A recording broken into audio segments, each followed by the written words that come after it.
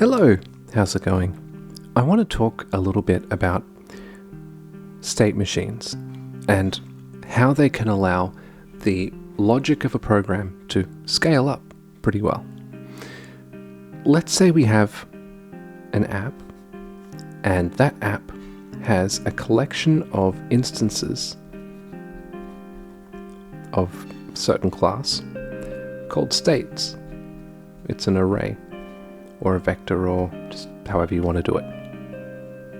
And we also have some sort of variable to track our current state, as well as whatever else we need to run the app. Now, let's say we have our state,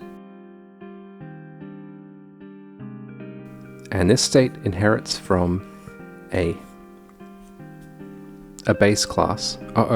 I said inherits. That's right. So what I've found as I was working on this is that by using tricks such as data-oriented design, we get an improved performance budget.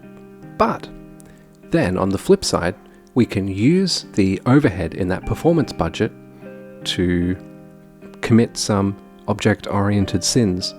That's okay. We get the best of both worlds. We get a high-performance app, which also is flexible. Anyway, so back to it. State. There's a whole bunch of these state classes, but the basic idea is that it's some sort of function which has an entrance function, an update function, and an exit function. And by the way, these states do not just need to be for the app. They could also be for the subsystem of the app, and we can have substates and all sorts of things. But what I found is that I got so much mileage out of phrasing the behavior of my systems or my apps or whatever in terms of these three stages: an enter stage, an update stage, and an exit stage. Some parts of the app are simply going to be invariant. They'll be around forever. For instance, the shaders that I compile, I usually work with a small number of shaders, and I just keep them for the whole lifetime of the app. The rendering architecture is mostly unchanged. Some of the objects do change, but anyway, I'm getting ahead of myself. So, as another example, here's how the app's update function would work. Okay, so what we do is, first of all, we update our current state, and then we want to test, basically, should our state change. Now, if that's no, then we're done. The update function is over. Update completed. If it's yes, then the first thing we'll do is we will exit our current state. So perform whatever, tear down we need to do for the current state. Then enter the next state. And then we're done. How elegant is that? This can extend. It scales up very nicely. Okay, so I want to give some practical implementation stuff, so I'll head over to the code now. Now, I didn't really have the time to code up like a fake example, so this is a real project that I'm working on. And here we'll be able to see a number of examples. So to start with, let's go to the app. This is in controller, app, and see I have a bunch of these states. Let's go to the header. Now again, like I said, I'm doing some OOP sins here, right? I've got nested classes. Anyway, so this is my base class, my state, with these virtual functions, which I'll have to define. The general constructor for a state does take a reference to the app, because it will need to work with the app, basically. We need to modify the app. Now, on the other hand, we have a bunch of states. We have, an intro state, just there. It can handle messages as well, because it needs to be able to detect space bars or any keys, really, in order to skip over to the menu. We have our menu state, again with setup, teardown, and update, and so on. We have our game state. And I do agree this gets a little unwieldy, but it's still reasonable. Anyway, so then in the app state, it's very simple for the base class. But then if we go over to some of these other cases, we can start to see, oh, no teardown needed. We can start to see how we can handle the logic in individual cases. So the handle messages for the intro state works very differently to the handle messages for the game state. Completely different. But it is a unified system. So when I look at my app and I look at the run function, how nice is that?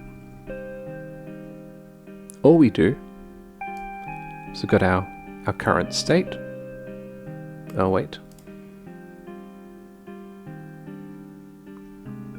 Let me step back through that. We have our current state, we update it. This returns the new state, if any, and there's a code for none to indicate no state change, in which case, yep, we go on and go to the next frame. But if we run the update and it says, all right, now you should change to this new state, then again, we exit the current state, set the state, and then enter. And then in the next frame, like I just really like this way of doing things. I think it's nice. I really enjoy it. Now, this is how we're sort of handling things in the app at a top level. But then on the other hand, we can go to, I don't know, the camera system. So the camera system is very similar. It has a base class with some slightly different parameters, but that's okay. And then we have our menu state, game state, and so on. Note that there's no intro state. We don't need a camera in the intro. But, for instance, if we look at the menu state update, all this camera should be doing for the menu is sort of pulling in and out. That's all it has to do. On the other hand, the update function for the game is a little bit more involved. The camera sort of follows the player and does its usual stuff, and then, yeah. Anyway. Now I also want to talk about, see, I'm doing this here with, inheritance and base classes and things. Now if that's a bit much, I do have an older version, which is pretty much really, really bad. So here I've got my entrance and exit functions, an update function, and the way the update function is working, I don't know if I should even be showing this. This is bad code.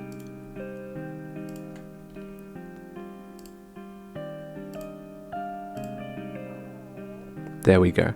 This is happening with a switch statement. However, this can get unwieldy pretty quickly.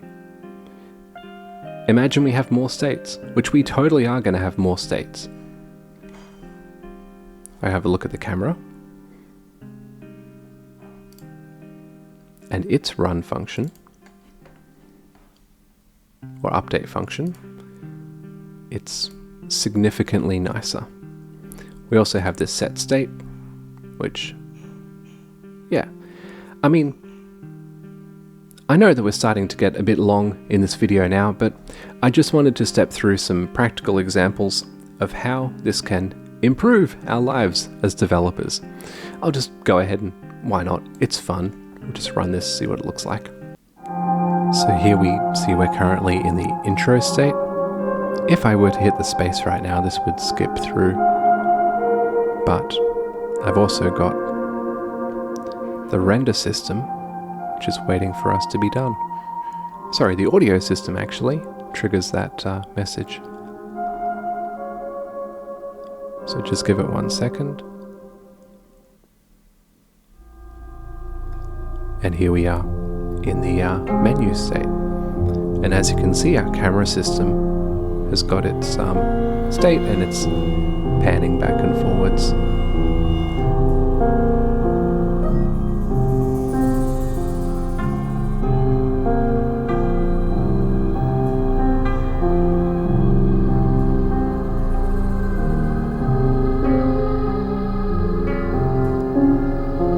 Anyway, so this has just been a little demonstration of state machines, and maybe you can use this in your own stuff.